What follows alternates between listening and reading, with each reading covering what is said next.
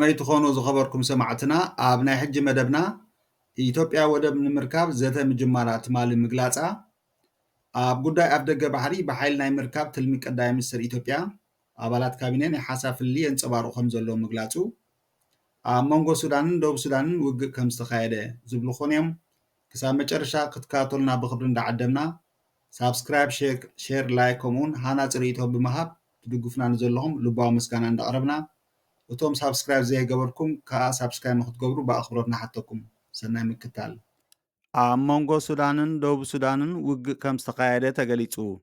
مونغو سودانن دوب سودانن أبي يستوهالي كاتا عزوبا أبستقايد وق بوحدو سالاسان كلتا سمات كم استقطلو حادة بعسلتان تزوبا حبيرو أبدوا خفار من محدار زوبا أبيه أبزركبا خلتا عدتات عطوات أبزت قعلوان اتوم سلام سبات كم زموتو معقنا زينات خباب حبيرن ሚኒስትር ዜና አብይ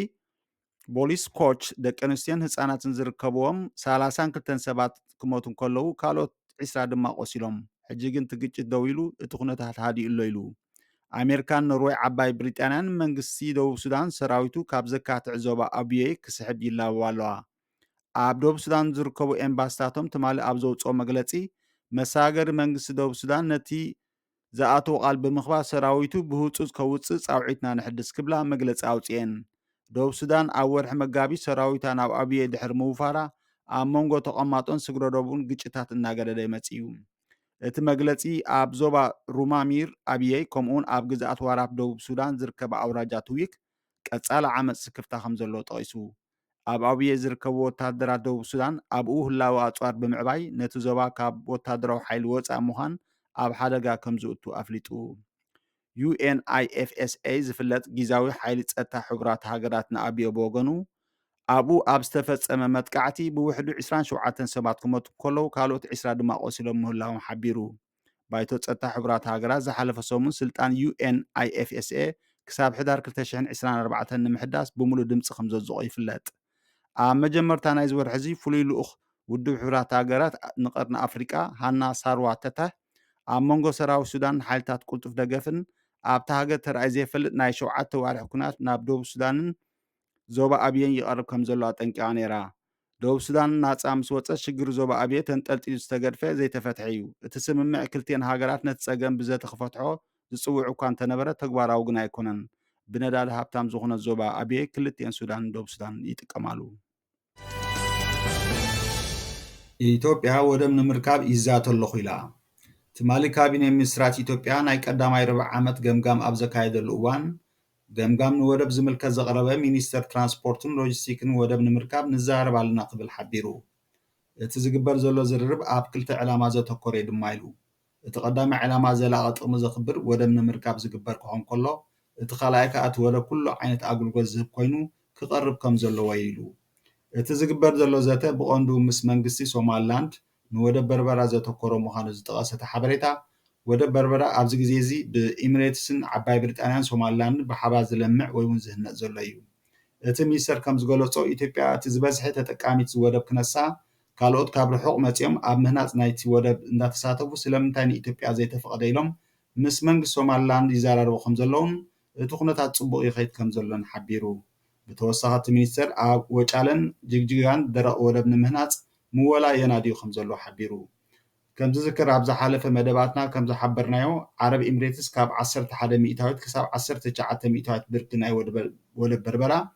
ንኢትዮጵያ ከሸጠላ እኳ ተሰሚዓ እንተነበረት መንግስቲ ሶማል ብዝገበሮ ተሪ ተቃውሞ ግን ከም ዝፈሸለ ተገሊፁ ነይሩ እቲ ሚኒስተር ኣብ ዘቕረቦ ፀብፃብ ንሶማሊላንድ መንግስቲ ሶማሊላንድ እንዳበለ ክጠቅስ ዝተሰምዐ ኮይኑ እዚ ንመንግስቲ ሶማል ክቆጥዖ ከም ዝኽእል ተንተንቲ ፖለቲካ ተኸባቢ ይእምቱ ከም ዝፍለጥ ሶማሊላንድ ካብ ሶማልያ ዝተነፀለት ግን ብዓለም ኣፍልጦ ዘይተዋሃባ ብሕጊ ኣካል ሶማልያ ብኻልእ ወገን እቲ ሚኒስተር እቲ ካልእ ኣተኩሮ ናይ ወደብ ከዓ ወደብ ላሙ ናይ ኬንያ ምዃኑን ብኬንያን ኢትዮጵያን ደቡብ ሱዳን ይህነፅ ከም ዘሎን ንሰለስቲአን ሃገራት ኣገልግሎት ክህብ ትፅቢት ከም ዝግበረሉ ይፍለጥ ቀዳማይ ሚኒስተር ኢትዮጵያ ብዛዕባ ኣፍ ደገ ባሕሪ ጠለብ ምስ ኣቕረበ ብኤርትራን ጅቡትን ሶማሊላንድ ተረር ተቃውሞ ከም ዝወረዶ ይዝከር እዚ ናይ ትማሊ መግለፂ ካብቲ ዝቐነየ ቁሩብ ቃንኡ ዝተቐየረ ምዃኑን ናይ ኢትዮጵያ እንኳ ኣማራፂ ድማ ምስ ጎረባብቲ ብሓባር ምስራሕ ጥራሕ ምዃኑ ተንተንቲ ፖለቲካ ቀርኒ ኣፍሪካ ብተደጋጋሚ ክገልፁ ፀኒሖም ኣለዉ ኣብ ጉዳይ ኣፍ ደገ ባሕሪ ካቢነ ሚኒስትራት ኢትዮጵያ ናይ ሓሳብ ፍልይ ከንፀባርቑ ጀሚሮም ኢትዮጵያ ብዛዕባ ኣፍ ደገ ባሕሪ ናይ ምርካብ ድሌታ ግድነታዊ ምዃኑ ብመገዲ ቀዳይ ሚኒስትራ ድሕሪ ምግላፃ ህዝቢ ኢትዮጵያ ኣብቲ ጉዳይ ዝተማቐቐለ ግን ከዓ ዝቃወሙ ዝበዝሕሉ ኩነታት ከም ዘሎ ብዝተፈላለዩ ማዕኸነ ዜናታት ክጥቀስ ፀኒሑ ኣሎ ኣብዚ እዋን እዚ ድማ ኣብ ካቢነ ሚኒስትራት ቀዳማይ ሚኒስትር ኣብይ በቲ ዝቐረበ ብሓይሊ ኣፍ ደገ ባሕሪ ናይ ምርካብ ሓሳብ ክማቐሉ ጀሚሮም ከም ዘለዉ ሓበሬታታት ይወፁ ኣለዉ መብዛሕትኦም እኳ ስቕ እንተመረፁ ገለ ግን ድምፆም ከስምዑ ጀሚሮም ኣለዉ ከም ኣብነት ዝጥቀስ ምክትል ቀዳማይ ሚኒስትርን ናይ ወፃኢ ጉዳይ ሚኒስትርን ደመቀ መኮንን እቲ ጉዳይ ከም ዘይተቐበሎን ነቲ ህልውናና መስዋእቲ ዝኸፈለት ሃገር ፅቡቅ ዝምድና እምበር እዚ ዘይግባእ እዩ ክብል ከም ተሰምዐ ካብ ቤት ፅሕፈት ሚኒስትሪ ጉዳያት ወፃኢ ሸልዩ ከም ዝወፁ ሓበሬታታት ክዝርግሑ ጀሚሮም ኣለዉ ካልኦት ስሞም ዘይተጠቐሱ ሰለስተ ሚኒስትራት እውን ተመሳሳሊ ርእይቶ ከም ዘንፀባርቑ ይግለጽ ኣሎ ሓደ ካብዞም ሰለስተ ፕሮፌሰር ብርሃኑ ነጋ ክኸውን ከም ዝኽእል እውን እቶም ዝወፁ ዘለዉ ሓበሬታታት የመልክቱ በዚ ይኹን ወይ ብካልእ ምክንያት ናይ ሚኒስትራት ምስንባትን ምቅያር ክህሉ ከም ዝኽእል ተንተንቲ ፖለቲካ እቲ ሃገር ይሕብሩ ኣለዉ ኣብ ካልእ ዜና ሓደ ፍቓዱ ዝተባህለ ላዕለዋይ በዓል ስልጣን ክልል ኦሮምያ መንግስቲ ምስ ግንባር ሓድነት ኦሮሞ ይዘራረበሉ ኣብ ዝነበረ እዋን ንህዝቢ ኣኪቡ ድሕሪ ሸኒየ ናብ ቀይሕ ባሕሪ ክንምርሽ ኢና ምባሉ ዝዝከር እዩ እንትኾነ ግን እቲ ኣብ ታንዛንያ ክካየድ ዝቐነየ ርክብ ብዘይ ፍረ ምብታኑ ንስርዓት ብልፅግና ዓብ ፅፍዒት ምዃኑ ናይ ቀርኒ ኣፍሪቃ ተንተንቲ ፖለቲካ ይገልፁ ኣለዉ ኣቐድማ ኣቢሎም ብዛዕባ ምዑሩይ ኣጠቓቕማ ወደብ ብዝብል ቴማ ምሁራት ኢትዮጵያ ኣብ ዘካየድዎ ዓውደ መፅናዕቲ መንግስቲ ብኣፍ ደገ ባሕሪ ኣሳቢቡ ምስ ዝኾነት ጎረቤት ሃገር ሓይሊ ከይጥቀም ኣጠንቂቖም ምንባሮም ዝዝከር እዩ